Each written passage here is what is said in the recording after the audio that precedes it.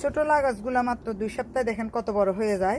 1 থেকে 1.5 মাসের মাথায় লাউ চলে আসে যদি আপনি ঠিকভাবে যত্ন নিতে পারেন। তো দেখেন এই লাউ গাছগুলো মাত্র 2 থেকে 3 সপ্তাহ হয়েছে, আপনাদেরকে আমি রেগুলারলি দেখাচ্ছি। তো আগের যে লাউগুলো লাগানো ছিল, আগে বলতে জুন মাসে, তো জুন জুলাইতে অবশ্য লাউ পেয়েছি অনেকগুলা। তো এখন আগস্টে অনেক লাউ হয়েছে। তো এটা হলো টবের গাছের লাউ, আপনারা দেখতে পাচ্ছেন ঠিক এভাবে জোড়ায় জোড়ায় আপনার লাউ ধরবে। দেখেন পরাগায়ন হয়েছে মাত্র একদিনেই কত বড় হয়েছে।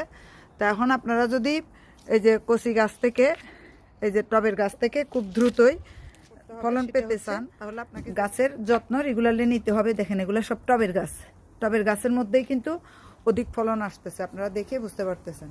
এখন অধিক ফলন খুব সহজেই পাওয়া যায়।